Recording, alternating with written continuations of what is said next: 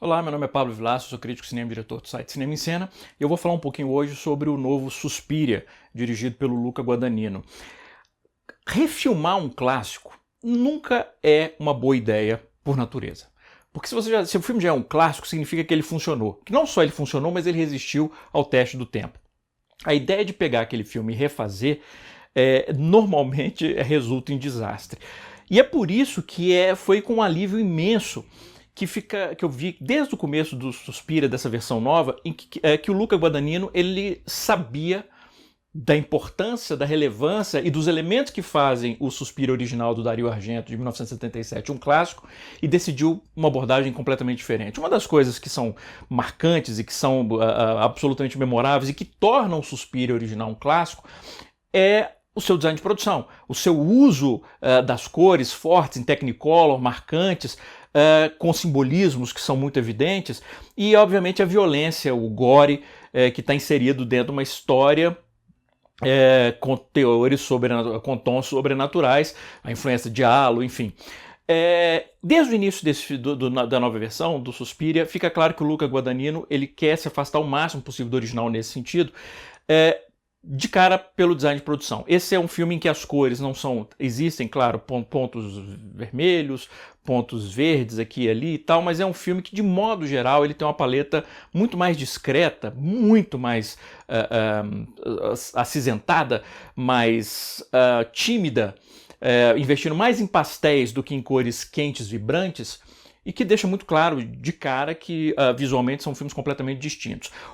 O mesmo vale da atmosfera. Se o filme do Argento ele tinha uma preocupação muito imediata com o terror, com o suspense, com a violência, esse não. O Luca Guadagnino ele prefere ir construindo mais uma atmosfera em que deixa claro para o espectador que a qualquer momento alguma coisa muito ruim vai acontecer. Mas ele não tem pressa para chegar lá. Tanto que é um filme que tem mais de 2 horas de duração, se contrapondo ao primeiro, ao original, que é bem mais curto, deve ter em torno de 1h30.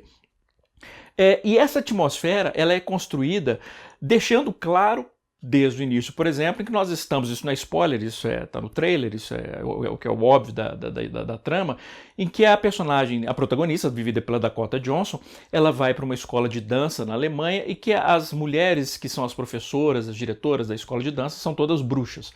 O primeiro filme deixava um pouco a natureza das criaturas em suspense até o terceiro ato, onde esclarecia. Esse não, desde o início a gente sabe. E o que é bacana é que isso elimina a necessidade do Luca Guadagnino de criar os elementos para que depois ele faça uma revelação.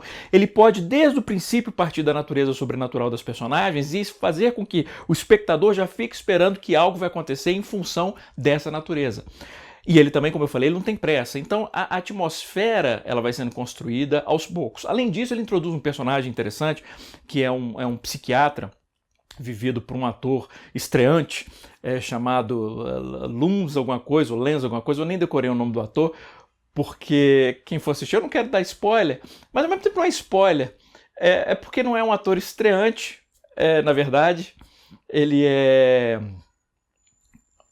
Não vou falar, eu quase falei qualquer outro, mas enfim, é um personagem adicional que o filme tem e que ele é muito importante. Ele vive uma subtrama própria, ele é um sobrevivente do Holocausto, a esposa desapareceu há muitas décadas, ele sofre com isso, e ele atende a personagem que primeiro se atenta para a natureza de bruxaria da escola e foge, e depois aparece e ele começa a buscar essa aluna. Então o filme ele corta entre a Dakota Johnson na escola, começando a se envolver com as professoras, com as outras alunas, e descobrir um pouco do que está acontecendo, e a busca desse psiquiatra por essa ex-aluna que desapareceu.